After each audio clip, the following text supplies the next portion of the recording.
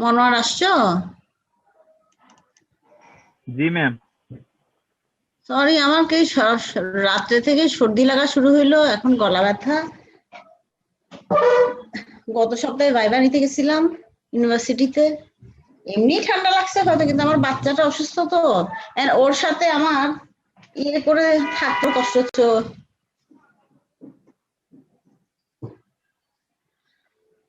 আচ্ছা, আমরা সিলেবাসের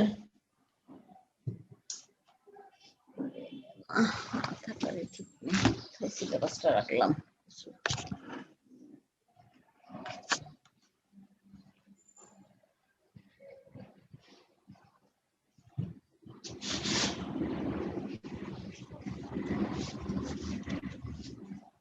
পারছো? আচ্ছা ঠিক আছে, খেয়ে ফেলো। হ্যাঁ, আমি ছাত্রদের সাথে কথা বলছি। যাও। আচ্ছা, আমরা তো পরের যে চ্যাপ্টারটা পড়িয়েছিলাম সেখানকার কোশ্চেন টোশ্চেন প্রবলেম সবই আর তোমাদেরকে অলরেডি দিয়ে ফেলছি, তাই না? ঠিক আছে মনোয়ার? জি ম্যাম। জি ম্যাম।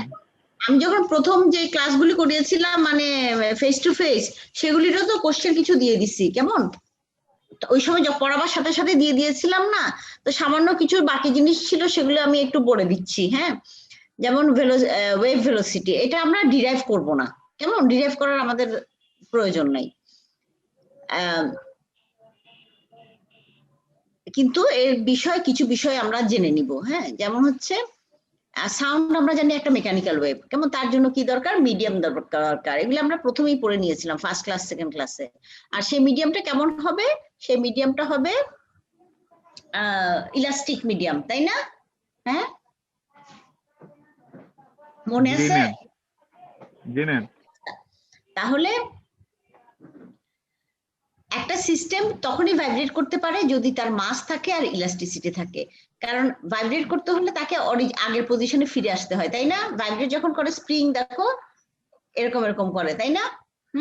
তাহলে তার রেস্টোরিং ফোর্স লাগে, তার মানে ইলাস্টিসিটি লাগে, আগের পজিশনে ফিরে আসার একটা প্রবণতা লাগে, সেটাই হচ্ছে ইলাস্টিসিটি। কেমন? তাহলে waves can therefore be transmitted by a medium if it has mass and elasticity, and it is these two factors which determine the speed of a wave. তাইলে আমার যদি একটা মেকানিক্যাল ওয়েভ তৈরি হয়, কোথায় তৈরি হবে? একটা ইলাস্টিক মিডিয়ামের মধ্যে, কেমন? তাহলে সেই তাহলে এই মেকানিক্যাল ওয়েভে প্রপাগেট করার জন্য আমাদের কি দরকার হয়? মাস দরকার হয় এবং ইলাস্টিসিটি অফ দ্য মিডিয়াম দরকার হয়, কেমন? তাহলে যদি প্রশ্ন করা হয় name the factors that affect the speed of a mechanical wave, তাহলে কি বলতে হবে? Mass and elasticity of a medium affects the speed of a mechanical wave. আচ্ছা, নিউটন প্রথমে এই সাউন্ড ওয়েভ বা একটা মেকানিক্যাল ওয়েভ কোনো মিডিয়ামের মধ্যে দিয়ে গেলে তার স্পিড বা ভেলোসিটি কি হবে সেটা বলেন। সেটা হচ্ছে v equal to root over E by rho. E হচ্ছে মডুলাস অফ ইলাস্টিসিটি আর রো হচ্ছে ডেন্সিটি অফ দা মিডিয়াম, কেমন? ঠিক আছে? আচ্ছা, এটা ইউজুয়ালি তাহলে এটা কিরকম মিডিয়াম হবে যার ইলাস্টিসিটি আছে? ইউজুয়ালি আমরা সলিডই বলতেছি, তাই না? সলিড, বিভিন্ন টাইপের সলিড। এখন যদি গ্যাস হয় তাহলে এই জিনিসটা আমার একটু ডিফারেন্ট ভাবে ইয়ে করতে মানে প্রকাশ করতে হবে, কেমন? কারণ গ্যাসের ইলাস্টিসিটি আমরা ওইভাবে তো বলি না। গ্যাসের সাথে কিসের সম্পর্ক আছে? প্রেসারের, কেমন? মডুলাস অফ ইলাস্টিসিটি কোত্থেকে আসে? স্ট্রেস বাই স্ট্রেইন, তাই না? স্ট্রেস বাই স্ট্রেইন কি? স্ট্রেস কি কি প্রেসার। স্ট্রেস হচ্ছে প্রেসার, মানে ফোর্স পার ইউনিট এরিয়া। এখন ল্যাপ্লাস সেই কারেকশনটা করে বললেন যে গ্যাসের জন্য V equal to root over gamma P by rho. হ্যাঁ, পি হচ্ছে প্রেসার অ্যাপ্লাইড, কেমন? গামা হচ্ছে সিপি বাই সিভি, মানে ratio between the two specific heats of a gas, মানে সিপি মানে অ্যাট কনস্ট্যান্ট প্রেসার, গ্যাসের specific heat at constant pressure, R CV হচ্ছে কনস্ট্যান্ট ভলিউমে গ্যাসটা কি স্পেসিফিক হিট। আচ্ছা, আর নিউটন বলেছিলেন, নিউটন তো প্রথমে দিয়েছিলেন V equal to root over E by rho, হ্যাঁ ওটা হচ্ছে সলিডের জন্য। আর গ্যাসের জন্য উনি দিয়েছিলেন V equal to root over P by rho. আর কিন্তু ওটা আমার এক্সপেরিমেন্টাল ভ্যালুর সাথে ঠিক মতো মিলে না বলে এটা মানে আবার রিভিউ করা হলো, এবং ল্যাপ্লাস যে কারেকশন দিলেন সেটা হচ্ছে V equal to root over gamma P by rho. ঠিক আছে, আর আমি একটা ফর্মুলা লিখি নাই, সেটা হচ্ছে যদি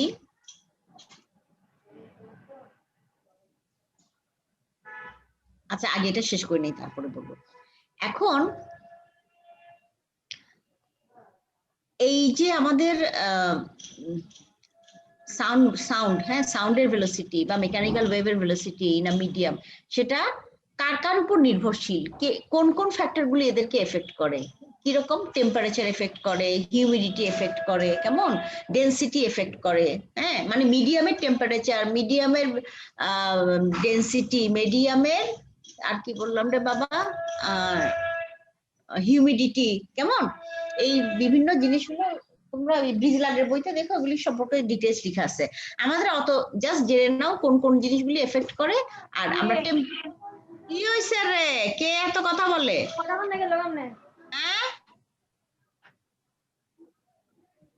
সাউন্ড অফ করে রাখো, কার এত চিৎকার শোনা যায়।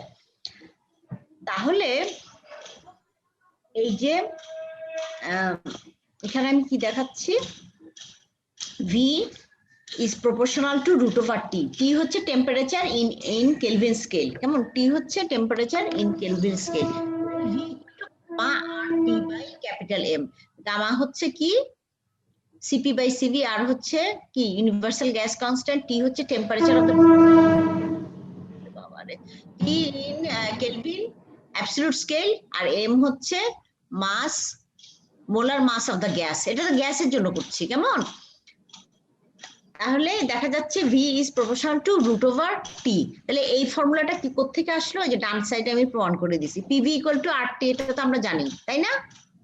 V হচ্ছে volume of the gas, T হচ্ছে টেম্পারেচার অ্যাট অ্যাবসলিউট স্কেল, হ্যাঁ P হচ্ছে প্রেসার, আর হচ্ছে ইউনিভার্সাল মোলার কনস্ট্যান্ট, হ্যাঁ তাহলে rho equal to M by V। তাহলে V কে ইন টার্মস অফ আমরা এই যে PV ইকুয়াল টু RT এই ইকুয়েশন দিয়ে লিখতে পারি, তাহলে rho equal to MP by RT, হ্যাঁ আর আমরা V এর মান কি ছিল, ইয়ের কারেকশন ল্যাপ্লাসের কারেকশন অনুযায়ী গামা পি বাই রো, তাইলে রো এর মানটা বসাই দিলে, কেমন এখানে এই রো এর মানটা বসাই দিলে আমরা V equal to gamma RT by M পাই। তাহলে কি প্রমাণ করলাম, যে V is proportional to root over T, হ্যাঁ the speed of sound in a gas is directly proportional to the square root of the absolute temperature of the gas provided gamma is independent of temperature। যদি CP by CV একটা temperature উপর depend না করে, করলেও যদি খুব সামান্য depend করে। এটা হচ্ছে এফেক্ট অফ টেম্পারেচার। এই টিটা মনে রাখবা অ্যাবসলিউট স্কেলে, কেমন যদি সেন্টিগ্রেডে থাকে তাহলে 273 ডিগ্রি যোগ করতে হবে। হিউমিডিটির এফেক্টটা কি দেখো এখানে কি লিখেছি, সাউন্ডের স্পিড ডেনসিটি বাড়ার সাথে সাথে ডিক্রিজ করে, মানে ডেনসিটি বাড়লে স্পিড কমবে, স্পিড কমলে মানে কেমন, আর ডেনসিটি বাড়লে স্পিড কি বলছে, ডেনসিটি বাড়লে স্পিড কমবে, আর ডেনসিটি কমলে স্পিড বাড়বে। এই ডেনসিটিটা কার, মিডিয়ামের ডেনসিটি, কেমন তাহলে ময়েস্ট এয়ার যদি হিউমিডিটি বেশি থাকে, বাতাসে জলীয় বাষ্প বেশি থাকবে না, বাতাসে জলীয় বাষ্প বেশি থাকলে তার রো, বাতাসের rho density is less than dry air, এবং গামা একটু বেশি থাকে তখন, হ্যাঁ ড্রাই এয়ারের গামা কি ময়েস্ট এয়ারের চাইতে বেশি থাকে, আর ড্রাই এয়ারের ডেনসিটিও ইয়ের সাথে বেশি থাকে, ময়েস্ট এয়ারের চাইতে বেশি থাকে।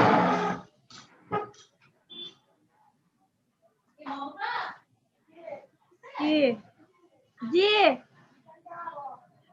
মানে মানে তোমার মাথায় কিটা লাগাবো, মানে মানে ক্লাস করতেছো না, কি মানে মানে হ্যাঁ মাকে বলতে পারতেছো না যে তুমি ক্লাস করতেছো,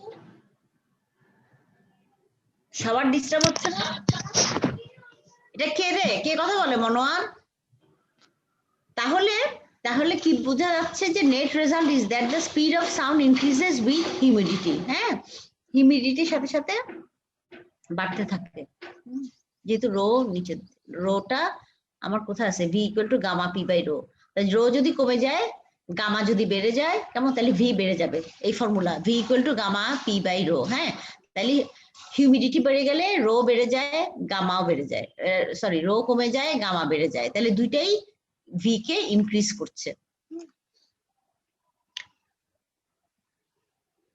তাহলে mention the factors that affect the speed of a mechanical wave. তাহলে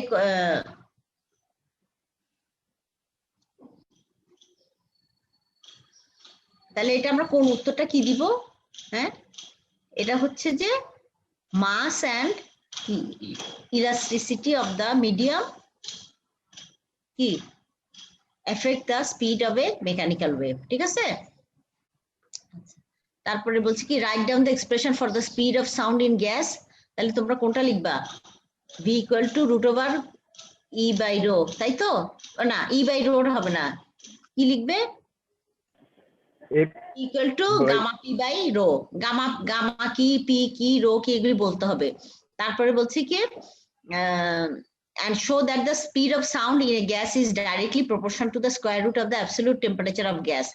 কেমন? তার মানে এই যে উপরের এই ডেরিভেশনটা করে দিবা, v equal to gamma RT by L। হ্যাঁ, ঠিক আছে, তাহলে v is proportional to root t, দুটো মিলাই লিখবা। হ্যাঁ, তারপরে কোশ্চেন কি দিচ্ছি যে why the speed of sound increases with humidity। কেমন? কারণ হিউমিডিটি বাড়লে ময়েশ্চার ডেনসিটি কমে যায় এবং গামা স্লাইটলি বেড়ে যায়। বুঝা গেছে?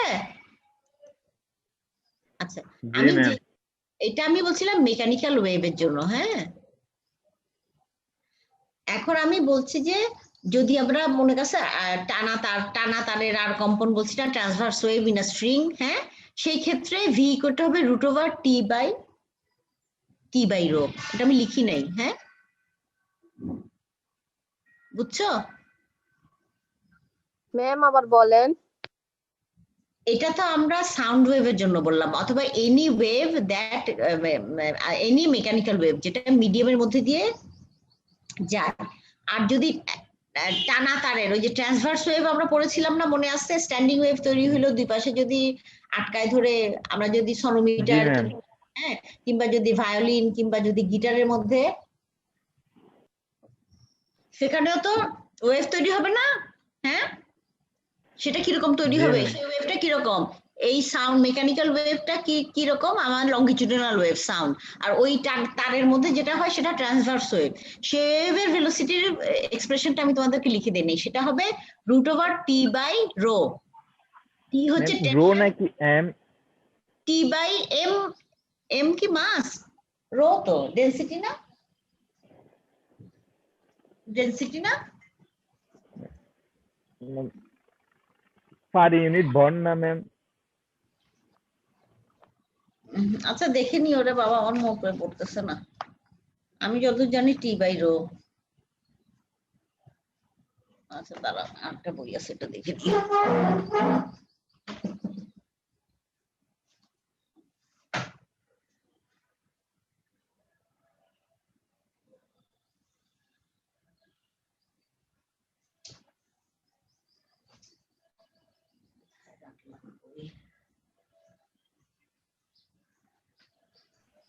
ব্রিজলালের চ্যাপ্টার 7 এর প্রথম চ্যাপ্টার 7 এর প্রথমে আছে, প্রথম পেজে।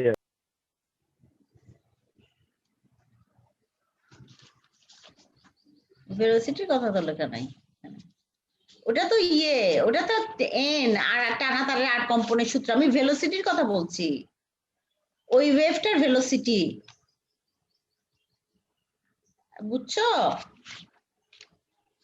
এই রে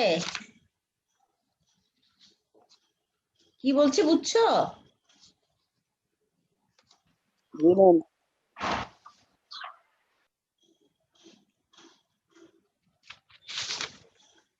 ওটা রো হবে, টি বাই রো।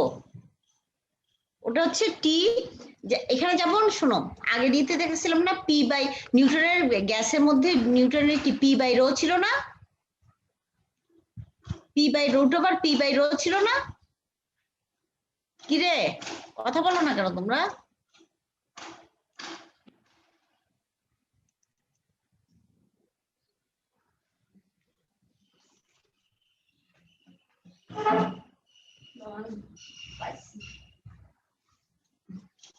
দীপু কি করো তুমি?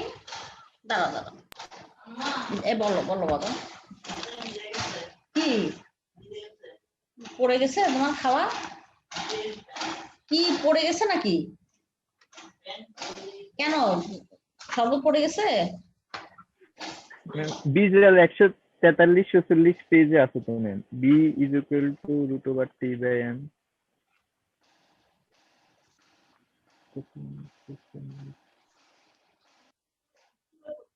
আচ্ছা ঠিক আছে, বদলায় নাও।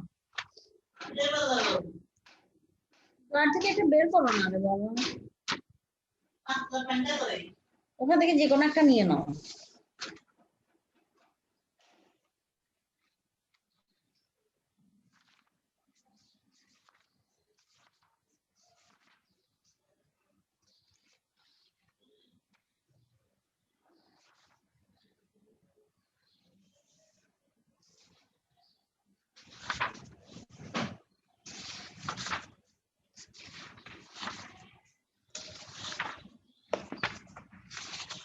পাইছো পাইছো দেখলো?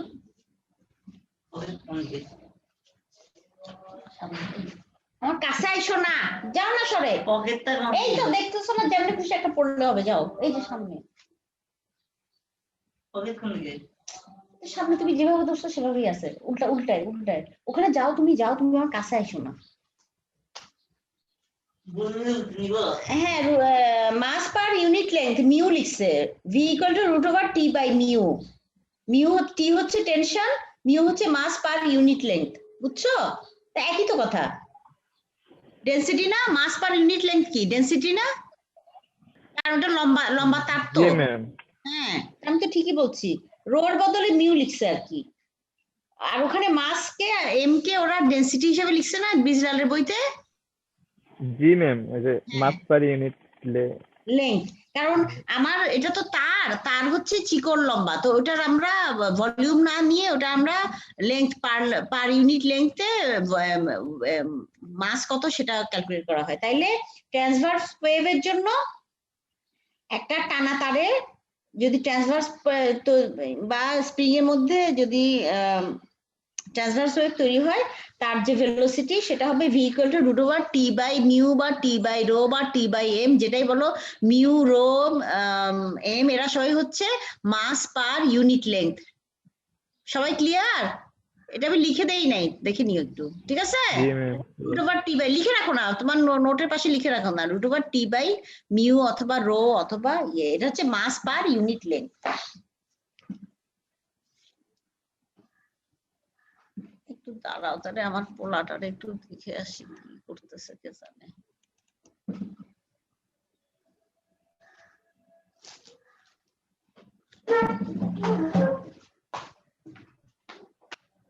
বাবা আসছো?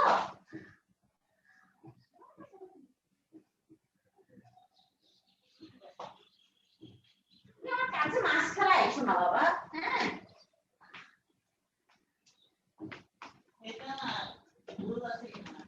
আচ্ছা ঠিক আছে। আচ্ছা এখন আমরা একটা দুটো একটু অঙ্ক দেখাই নেই। The velocity of sound in air at 16 degree centigrade is 340 metre per second. এটা ডিজরালেই আছে। Find the wavelength in air of a note of frequency 680 hertz at 16 degree and 51 degree centigrade. কিছু হবে না,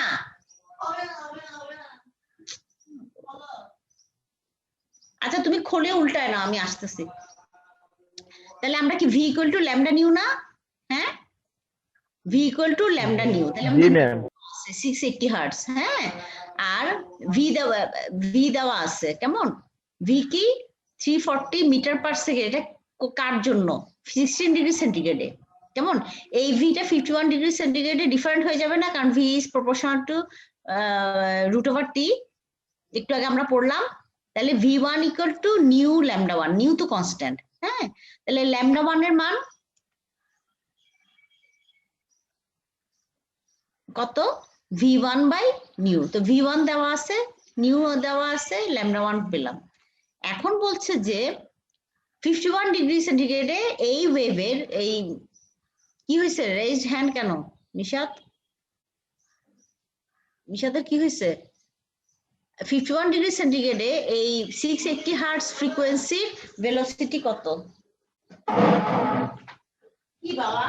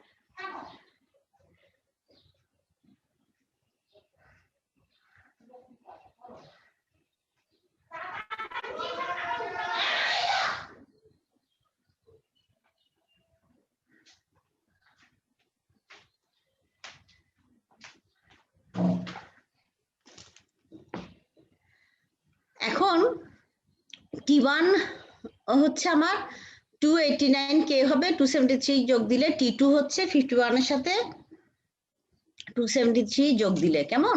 তাইলে V1 এর মান কত ছিল? যেহেতু আমরা জানি V is proportional to root over T, তাহলে V2 by T1 কি হবে? root over T2 by T1। হ্যাঁ, ঠিক আছে, কারণ একটা প্রপোর্শনালিটি কনস্ট্যান্ট থাকবে। হ্যাঁ, তাহলে দুইটারই proportional constant, V1 proportional to root over T1, V2 proportional to root over T2, তাহলে দুইটাকে যদি আমি ইয়ে করতে একই প্রপোর্শনালিটি কনস্ট্যান্ট, তাহলে V2 by V1 equal to root over T2 by T1। হ্যাঁ, তাহলে আমার V2 by V1 তাহলে T2 T1 কি ইন টার্মস অফ অ্যাবসলিউট স্কেলে কেলভিন স্কেলে দিতে হবে। তাহলে আমি V1 এর মান জানি, তাহলে V2 এর মান এখান থেকে বের করতে পারি। V2 জানলে V2 equal to কি ল্যামডা নিউ। হ্যাঁ, ল্যামডা 2 নিউ, নিউ তো একই, ফ্রিকোয়েন্সি সেম, শুধু ভেলোসিটি চেঞ্জ হবে। ভেলোসিটি চেঞ্জ হওয়ার জন্য নিউ যেহেতু কনস্ট্যান্ট, ওয়েভলেন্থ চেঞ্জ হবে। নিউ কেন চেঞ্জ হবে না বলো তো? নিউ কেন চেঞ্জ হবে না বলো তো? নিউ কেন চেঞ্জ হবে না ফাহিমা বলো?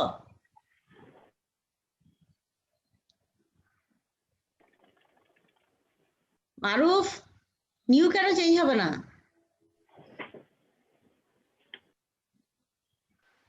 সেম সেম মাধ্যমে তো মিউর কোনো চেঞ্জ হয় না। মাধ্যমে না, নিউ তো তৈরি হইলো সোর্সের, নিউ নিউ হচ্ছে সোর্সের ফ্রিকোয়েন্সি, তাই না? এই সোর্সের ফ্রিকোয়েন্সিটাই তো ট্রাভেল করবে এবং এই ফ্রিকোয়েন্সি মিডিয়ামের মধ্যে চেঞ্জ হবে না। মিডিয়ামের মধ্যে কি চেঞ্জ হবে? তার ভেলোসিটি চেঞ্জ হবে এবং ভেলোসিটি চেঞ্জ হলে তার ওয়েভলেন্থ চেঞ্জ হবে, কিন্তু নিউটা ফ্রিকোয়েন্সিটা কনস্ট্যান্ট থাকবে। ক্লিয়ার? জি ম্যাম। আচ্ছা, আরেকটা প্রবলেম, যদি আমরা কি পড়েছিলাম V equal to root over E by rho, কেমন? ইটা হচ্ছে elasticity of modulus of elasticity.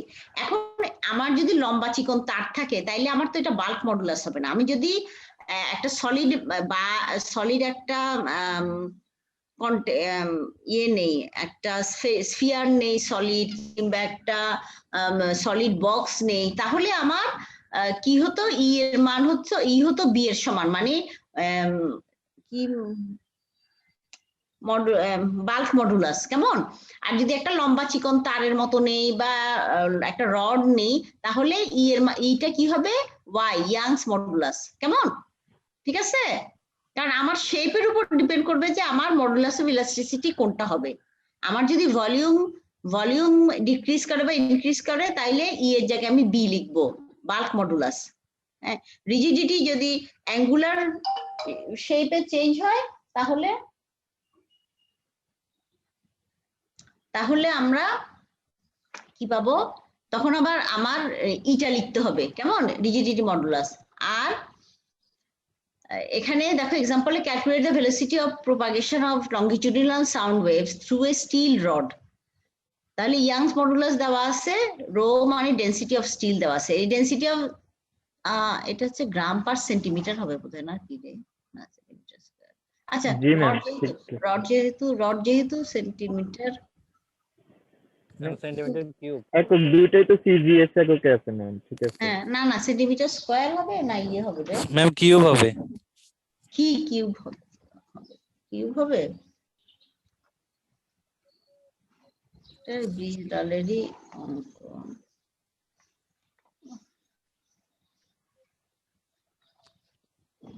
আচ্ছা, এটা ইয়েটা দেখে নিও।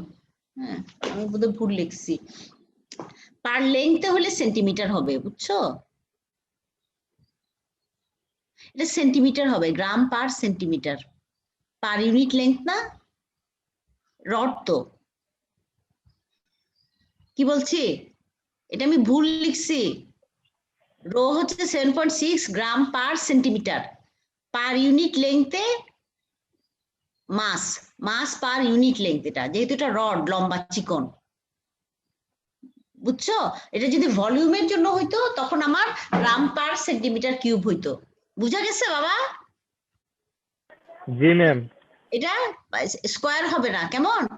7.6 গ্রাম পার সেন্টিমিটার হবে। আচ্ছা, তাইলে দেখো এটা ঠিক হয়ে যায়। দেখো Y dynes by centimetre square, আর এটা হচ্ছে গ্রাম পার।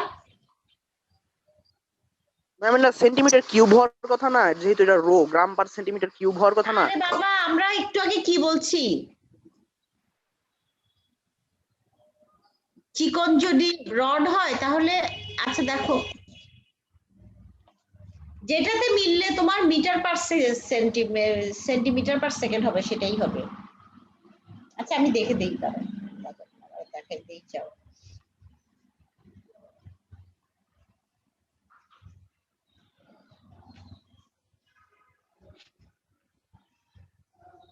হ্যাঁ, সেন্টিমিটার কিউব, ঠিক আছে। আচ্ছা, সেন্টিমিটার কিউব। আর যদি তারের জন্য হইতো আর টানা তারের জন্য হইতো তাইলে পার সেন্টিমিটার হইতো, তাই না? আচ্ছা, ব্রিজলারের বইতে 5 নাম্বার চ্যাপ্টারে ওই যে ভেলোসিটি কিসের উপর নির্ভর করে, ওখানে লেখা আছে প্রেসার, ডেনসিটি, হিউমিডিটি, উইন্ড। হ্যাঁ, আচ্ছা, সেন্টিমিটার কিউব, ঠিক আছে। এটা জাস্ট একটা এক্সাম্পল দেখাবার জন্য।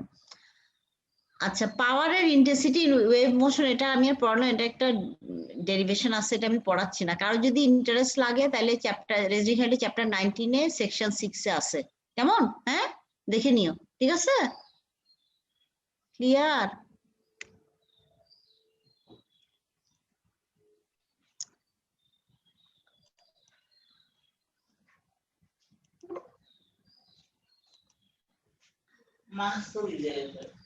হ্যাঁ, তোমার সব ভিজে যাচ্ছে। কি করতেছো তুমি? আমি তো বুঝতেছি না। এই যে কলম টলম কোথায় ছিল এগুলি? আমি তো সব ভুলে যাচ্ছি। কলম টলম লেখার কত কিছু ছিল না আমাদের? এটা তো ইরেজার, ওই জন্য ইরেজারের জায়গায়? পাশেই তো আছে। এটা এটা তো অন্য কিছু এসে যাচ্ছে। ইরেজার কই? ম্যাম ওইটা এটাই ইরেজার ম্যাম। ইরেজারের পাশে যে হাইলাইট লেখা আছে, ড্র লেখা আছে ম্যাম, ওগুলো কলম। আমি তো ওগুলোতে ক্লিক করলে এটাকে সরাই দেই। আচ্ছা আচ্ছা, পাইছি পাইছি পাইছি। আচ্ছা, তাহলে এটা হবে সেন্টিমিটার। ড্র তো দিলাম, তো কোথায়? ম্যাম কালি আরেকবার দেন। হ্যাঁ হ্যাঁ দিলাম। ম্যাম এখন, হ্যাঁ ম্যাম এখন হবে। আচ্ছা আচ্ছা আচ্ছা আচ্ছা আচ্ছা আচ্ছা, ঠিক আছে। তাহলে এটা হলো আমার কিউব, কেমন? ঠিক আছে। জি ম্যাম। আর আমার টানা তারের আর কম্পনের সূত্র যেটা ছিল সেটা ইকুয়াল টু হচ্ছে, সরি ভুল লিখলাম। আচ্ছা, এটা বাদ দাও। ভি ইকুয়াল টু, এটা তোমরা লিখে নিও,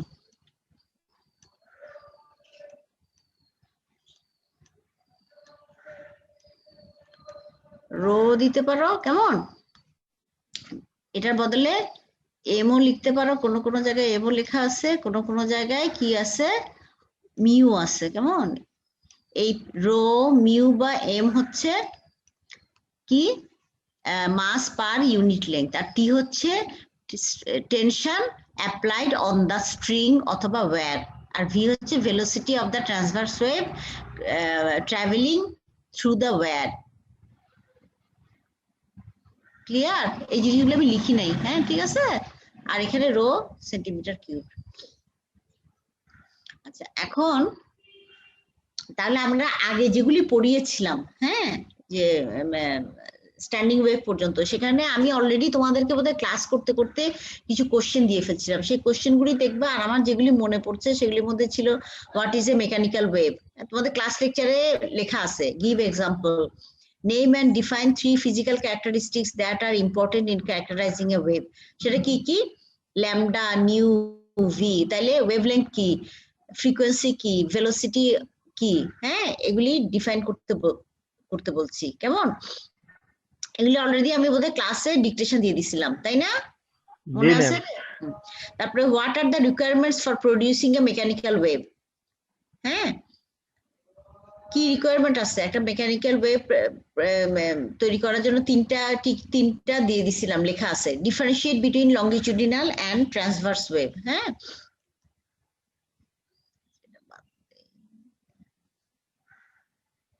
আচ্ছা, তারপরে বলছি কি, write down the properties of the medium that determines the speed of a wave through the medium and explain।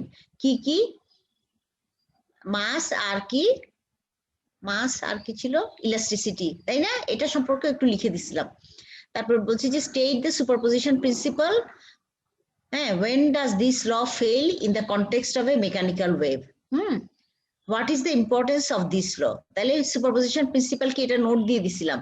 What is the importance of this law? হ্যাঁ, একটা হচ্ছে when does this law fail in the context of a mechanical wave, কখন এটা fail করে। সবই লেখা আছে। তুমি কিন্তু কি জানি বলে, মনোয়ার, ওখানে ল এর জায়গায় তুমি লস লিখে ফেলছো, ওই যে যেখানে সুপারপজিশন প্রিন্সিপালের ওই লাস্ট পাতাটাতে তুমি আমাকে যেটা প্রিন্ট পাঠাইছো। হ্যাঁ, দিস ল ফেল, তুমি লস লিখছো, কেমন? চেক করে নিও। হ্যাঁ, আচ্ছা ম্যাম। সুপারপজিশন প্রিন্সিপাল কি, y equal to y1 plus y2, y1 কি, y2 কি, y কি, কেমন? এটা কি মিন করে, এটার ইম্পর্টেন্স কি, আর এটা ফেল করে কখন, কেমন? তারপরে ছিল differentiate between travelling wave and standing wave. হ্যাঁ, আবার আমরা বলতে পারি ওয়েভ কত রকমের, তাহলে তোমরা বিভিন্ন ভাবে ডিফাইন করতে পারো, তাই না? এটাও আমি পড়াইছিলাম। একটা হচ্ছে কি ট্রাভেলিং ওয়েভ, একটা স্ট্যান্ডিং ওয়েভ, মানে একটা যেটা যে চলমান, আর একটা হচ্ছে যেটা একই জায়গায় স্থির থাকে, জায়গা মানে স্পেসে ফিক্স থাকে, একটা হচ্ছে স্পেসের মধ্যে ট্রাভেল করে। আর একটা ছিল কি ভাইব্রেশনের অনুযায়ী, একটা হচ্ছে ট্রান্সভার্স, একটা হচ্ছে লংগিচুডিনাল, মানে ওয়েভের ডিরেকশন আর আর ওয়েভের প্রপাগেশন এবং মিডিয়ামের ভাইব্রেশন যদি একই দিকে হয় তখন আমরা বলি লংগিচুডিনাল ওয়েভ, যেমন কি সাউন্ড। আর আর ট্রান্সভার্স ওয়েভ কোনটা? ওয়েভের ডিরেকশন যেদিকে, ভাইব্রেশনটা তার লম্বালম্বি, মানে এই যে তার তো একটা তার এই বরাবর এই দিকে ওয়েভটা যাচ্ছে, কিন্তু তারটা ভাইব্রেট করছে, এটা তার কেমন, তারটাকে টেনে ছেড়ে দিলে তারটা ভাইব্রেট করবে এই বরাবর, তাই না? কিন্তু ওয়েভটা যাবে কোন দিকে? এই ডিরেকশনে, অ্যারো ডিরেকশনে। তাহলে এরা লম্ব, ভাইব্রেশনের ডিরেকশন আর ওয়েভের প্রপাগেশনের ডিরেকশন লম্বালম্বি ভাবে থাকলে বলি তাকে ট্রান্সভার্স ভাইব্রেশন, ট্রান্সভার্স ওয়েভস। আর যদি মিডিয়ামের ভাইব্রেশন আর যদি ওয়েভের প্রপাগেশনের ডিরেকশন একই দিকে থাকে, প্যারালাল থাকে, তখন আমরা তাকে বলি লংগিটিউডিনাল ওয়েভ। এক্সাম্পল দিবা, তারপর ডিফাইন স্ট্যান্ডিং ওয়েভ, নোডস, অ্যান্টিনোডস। আচ্ছা, এটা তো আমাদের স্ট্যান্ডিং ওয়েভ, এগুলি সম্পর্কে আমি ডিটেইলস পড়াইছি, রেজনিং হাইডের বইতেও আছে। হ্যাঁ, তাহলে নোড কোনগুলি? নোড হচ্ছে এই যে যেগুলির মধ্যে অ্যামপ্লিটিউড 0, তাই না? এন এন লেখা, এই যে দুইটা প্রান্ত। আমার একটা ওয়েভ এখানে তৈরি হয়ে চলে গেল, আবার এখানে বাধা পেয়ে রিফ্লেক্টেড হয়ে 180 ডিগ্রি আউট অফ ফেজে ফিরে আসলেই নোড আর অ্যান্টি নোড হবে। এটা কি কারণে হয়েছে বলতো? সুপারপজিশন প্রিন্সিপালের ফলে হইলো না? এই যে ওয়েভটা যাচ্ছে আর যে ওয়েভটা ফিরে আসছে, y1 হচ্ছে যাচ্ছে আর y2 হচ্ছে রিফ্লেক্ট হয়ে ফিরে আসছে, কেমন? এই y1 প্লাস y2 যে ভেক্টর সাম, তার ফলে আমার যে ওয়েভটা, এই যে এনভেলপটা তৈরি হলো, এটা হচ্ছে স্ট্যান্ডিং ওয়েভ। ক্লিয়ার? স্ট্যান্ডিং ওয়েভের মধ্যে যে জায়গায় অ্যামপ্লিটিউড 0 সেই পয়েন্টগুলিকে আমরা নোড বলি। তাহলে এটা একটা নোড, এটা একটা নোড, এটা একটা নোড, এটা একটা নোড, এটা একটা নোড। আর অ্যান্টিনোড কাকে বলি? যেখানে অ্যামপ্লিটিউড ম্যাক্সিমাম। হ্যাঁ, তাহলে এটা অ্যান্টিনোড, এটা অ্যান্টিনোড, এটা অ্যান্টিনোড, এটা অ্যান্টিনোড। তাহলে এই ওয়েভটার ওয়েভলেংথ কতটুকু? এই যে এইটুকু। তাহলে দুইটা নোডের মধ্যে, অ্যাডজাসেন্ট নোডের মধ্যে দূরত্ব কত? λ/2। দুইটা অ্যান্টিনোডের মধ্যে দূরত্ব কত? এই যে এটা আর এটার মধ্যেও λ/2, তাই না? আর একটা নোড আর একটা অ্যান্টিনোডের মধ্যে দূরত্ব কত? λ/4।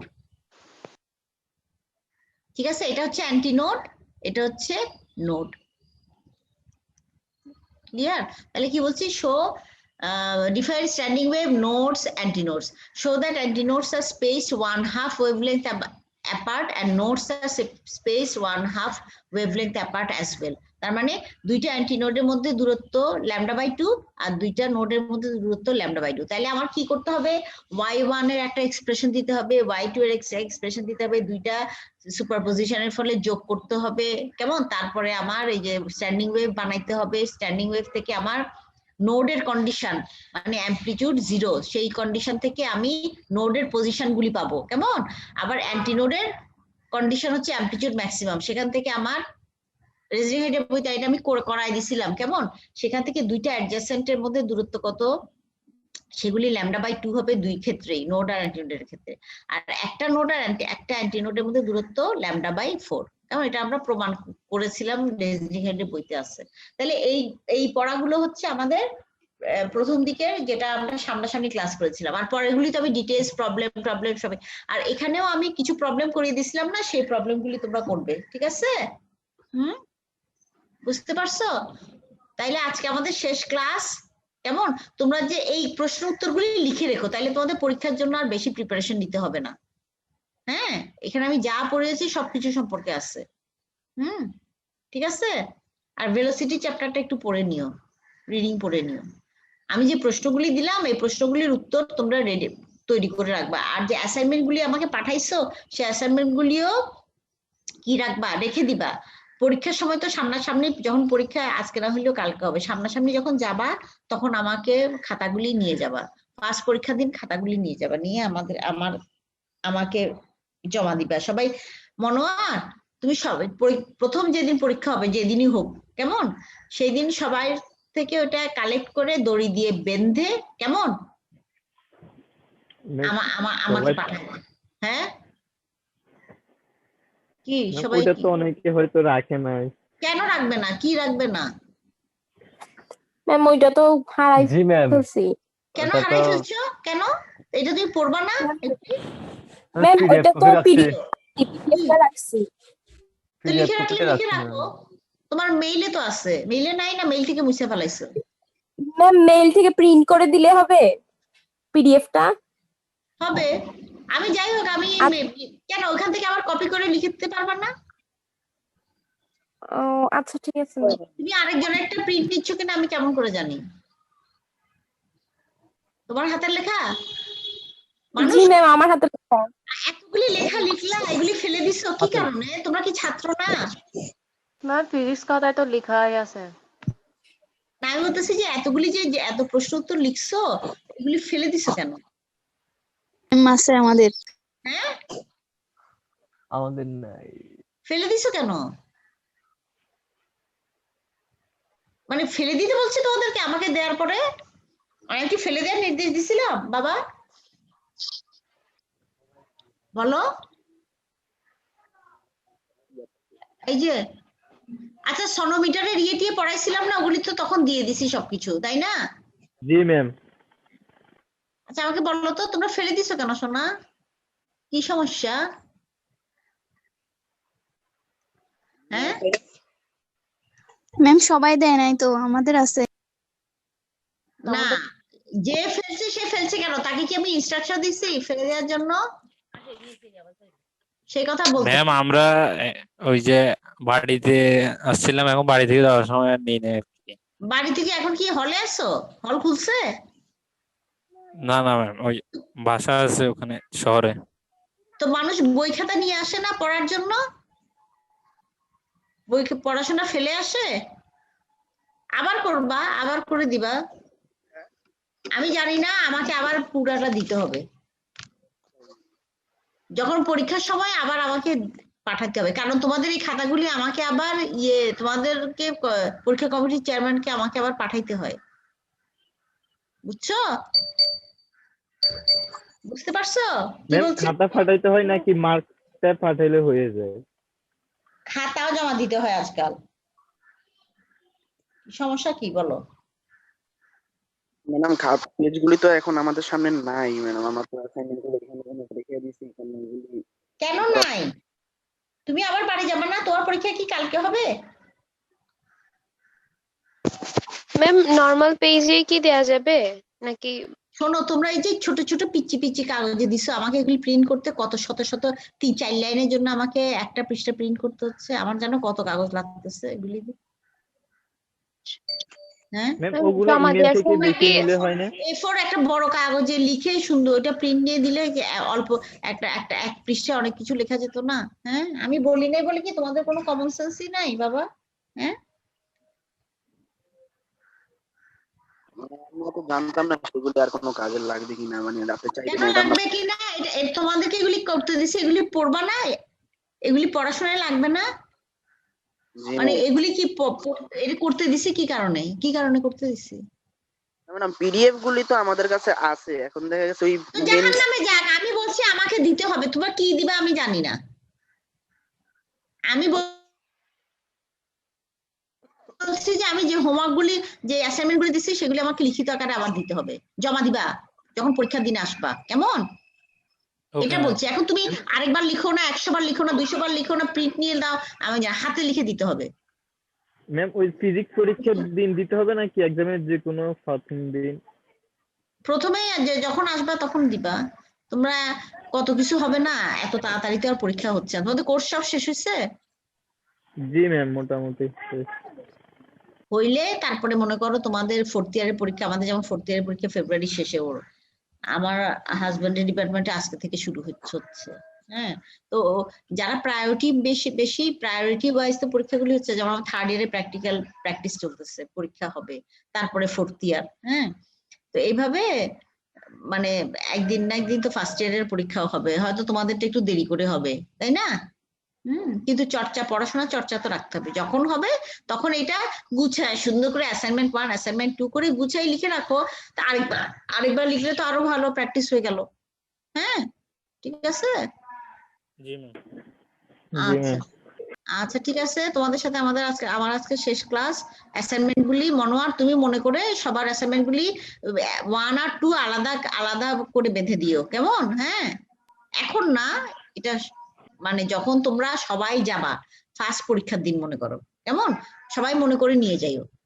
ফার্স্ট পরীক্ষার দিন তো আর দিতে পারবা না, ওটা তোমার কাছে রেখে দিও, সেকেন্ড পরীক্ষার দিন আমাকে দিও, কেমন? বা আমার অফিসে জি আমার ম্যাম। নাম লিখে বেঁধে আমার নাম লিখে দিলে অফিসে রেখে দিবে, আমাকে না পাইলেও। ক্লিয়ার? আচ্ছা, কি হয়েছে শিবানী, কি বলতে চাও? কিছু বলতে চাও? অ্যাসাইনমেন্ট নিয়ে একটা কোয়েশ্চেন আছে। অ্যাসাইনমেন্ট ম্যাডাম 5 নাম্বার কোয়েশ্চেনের বি তে হচ্ছে যে বলছে রেজাল্টেন্ট ওয়েভের ম্যাক্সিমাম ভ্যালু ফেস অ্যাঙ্গেলের কোন মানের জন্য হবে? ম্যাম এটা কিভাবে করব?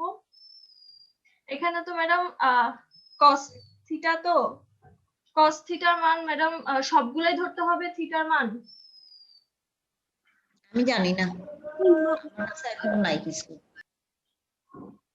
কি বলছি, এটা কোন কিসের জন্য, কোনটার জন্য? ম্যাডাম ওই যে two harmonic waves are described by ওটা 5 নাম্বারের কোয়েশ্চেন ছিল।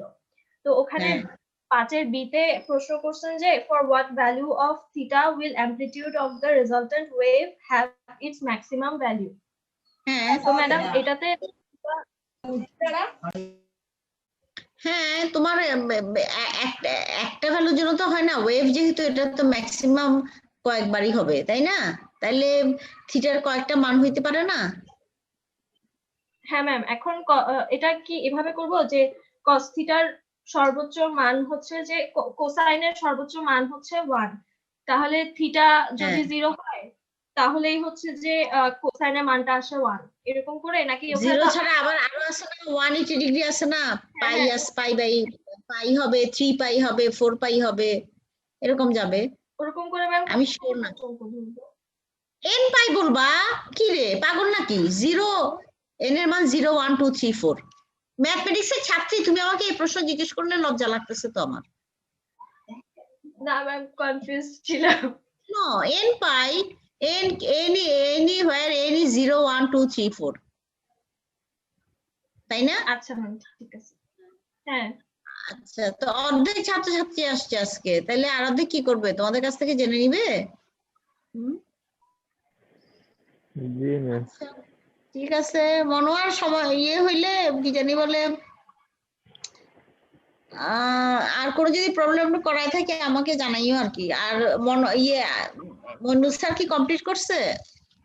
জি ম্যাম, কালকে স্যারের লাস্ট ক্লাস হবে। আচ্ছা ঠিক আছে। ম্যাম বলো ম্যাম বলো। ওই অ্যাসাইনমেন্টের উভয় পেজে লেখা যাবে? যাবে যাবে যাবে যাবে, কাগজ বেশি নষ্ট করার তো দরকার নেই, কেমন? জি ম্যাম। ঠিক আছে, আচ্ছা ভালো থাকো তোমরা, কেমন? Okay bye. পড়াশোনা কইরো, সবই তো ডিটেইলস করে দিছি, হ্যাঁ, কিন্তু এখন তোমাদের উপর নির্ভর করবে, তোমাদেরকে পড়তে হবে। হ্যাঁ ঠিক আছে, ভালো থাকো। হ্যাঁ, পড়াশোনা কইরো। ঠিক আছে, বর্ণনার কোনো দরকার হইলে, বন্ধু বান্ধব কোনো কিছু হইলে ফোনে জানাইও আমাকে। বা ওকে বাই। সবাই মিনিমাম টিয়ম মেনে চইলো। সামনের দিনে কোন স্ট্রেইন আসবে, কি করবে, কোন ভ্যারিয়েন্ট আসবে, ইয়াংদেরকে মারবে না বুড়াদেরকে মারবে ঠিক নাই। এখন ইয়াংরা বেঁচে আছে বলে ভাইবো না যে তোমাদের কিছু হবে না, সুতরাং সবসময় মেনে চলবা। আরো 2 বছর এরকম মেনে মনে চলতে হবে, ভ্যাকসিন নাও আর না নাও, কেমন? যতদিন না ভাইরাস দুর্বল হয়ে যায়। ক্লিয়ার? জি ম্যাম। কারণ তোমার না হইলে তুমি যদি নিয়ে যাও বাড়িতে, বাপ মার হবে, দাদা দাদির হবে, নানা নানির হবে, ছোট বোনের হবে, বোনের বাচ্চার হবে, ভাইয়ের বাচ্চার হবে, কেউ কারো না কারো সিরিয়াস হইতে পারে, কেমন? কার সিরিয়াস হবে? ডায়াবেটিস থাকলেই যে সিরিয়াস হবে তারও নিশ্চয়তা নাই। আপাত দৃষ্টিতে সুস্থ মানুষও মরে যায় অনেক ক্ষেত্রে। হ্যাঁ, এখন যার ফ্যামিলিতে কারো সিরিয়াস হয়ে যায় তার জন্য তো এটা খুব বেদনাদায়ক এবং কঠিন কাজ, কেমন? আবার বেঁচে থাকলেও সারা জীবন অক্সিজেন নিয়ে থাকতে হইলো, তাইলে সেটাও তো খারাপ, বা একটা অঙ্গ নষ্ট হয়ে গেল। সুতরাং সবসময় বাইরে গেলে মাস্ক পরে থাকবা, হাত টাত ভালো করে ধুবা, সাবধানে থাকবা।